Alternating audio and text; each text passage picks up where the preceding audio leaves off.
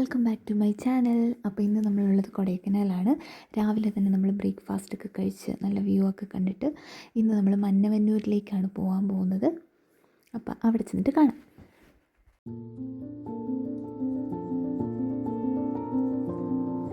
കൊടൈക്കനാലിൽ നിന്ന് ഏകദേശം 35 കിലോമീറ്ററോളം മാറിയാണ് മന്നവന്നൂർ സ്ഥിതി ചെയ്യുന്നത്.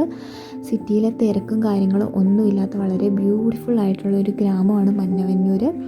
ആദ്യം തന്നെ നമ്മൾ പോകുന്നത് central sheep and wool research ഇൻസ്റ്റിറ്റ്യൂട്ടിലേക്കാണ്. ഇവിടെ ഒരുപാട് ചെമ്മരിയാടുകളൊക്കെ ഉണ്ട്. പോകുന്ന വഴിക്ക് തന്നെ ഇവിടെ ബോർഡൊക്കെ വെച്ചിട്ടുണ്ട്. ഇവിടെ എന്തൊക്കെയാണുള്ളത്, കുതിര സവാരി ഉണ്ട്, പിന്നെ ലേക്കുണ്ട്, അങ്ങനെ ഒരുപാട് ആക്ടിവിറ്റീസൊക്കെ ചെയ്യാനുണ്ട്. വളരെ നല്ല രസമാണ് ഇതിലെ പോകാനായിട്ട്. ഇതിൻ്റെ എൻട്രൻസിൽ കൂടെയാണ് ഞാനിപ്പോൾ പോയിക്കൊണ്ടിരിക്കുന്നത്.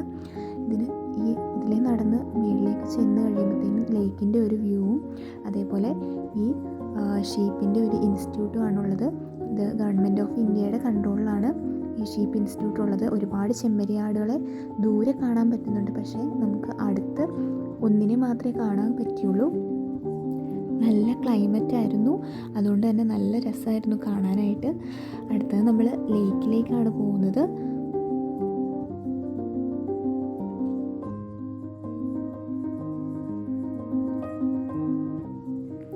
ഇവിടെ ബോട്ടിങ്ങും കയാക്കിങ്ങും ഒക്കെ അവൈലബിൾ ആണ്.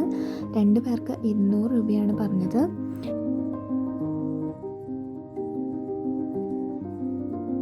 അവിടുന്ന് നേരെ നമ്മൾ ലഞ്ച് കഴിക്കാനായിട്ടാണ് വന്നത്. ഇവിടെ കണ്ട ഒരു കടയിൽ കയറി അത്യാവശ്യം നല്ല ഫുഡായിരുന്നു. നമ്മൾ ബിരിയാണി പൊറോട്ടയൊക്കെയാണ് കഴിച്ചത്. തിരിച്ച് കൊടൈക്കനാലിൽ വന്നിട്ട് നമ്മൾ ബോട്ടിങ്ങിന് കയറി. പെഡൽ ബോട്ടിലാണ് കയറിയത്. 2 പേർക്ക് 200 രൂപയാണ്. ഈവനിങ് ആയതുകൊണ്ട് തന്നെ നല്ല തിരക്കൊക്കെ ഉണ്ടായിരുന്നു, പക്ഷെ നല്ല രസമായിരുന്നു.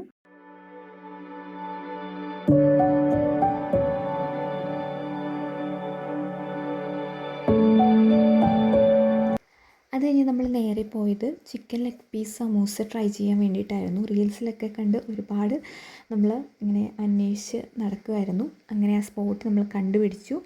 ഞാനൊരു എഗ് സമൂസയാണ് കഴിച്ചത്. എനിക്ക് വലിയ ഇഷ്ടപ്പെട്ടില്ല, കാരണം അതിലും നല്ല സമൂസ നമ്മുടെ നാട്ടിൽ കിട്ടും. പിന്നെ ചിക്കൻ ലെഗ് പീസ് സമൂസ അത്യാവശ്യം നന്നായിരുന്നു. ഒരു ലെഗ് പീസ് സമൂസയ്ക്ക് 110 രൂപയാണ്.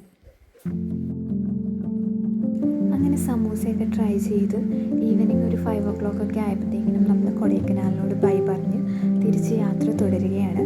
ഒരു ദിവസമേ നമ്മൾ സ്പെൻഡ് ചെയ്തുള്ളെങ്കിലും ഓൾമോസ്റ്റ് എല്ലാ സ്പോട്ടുകളും തന്നെ നമ്മൾ കവർ ചെയ്തിട്ടുണ്ടായിരുന്നു. പിന്നെ സീസൺ ആയതുകൊണ്ട് തന്നെ നല്ല തിരക്കുമായിരുന്നു. എന്തായാലും ഒരു ബെസ്റ്റ് മെമ്മറി തന്നെയായിരുന്നു കൊടൈക്കനാൽ.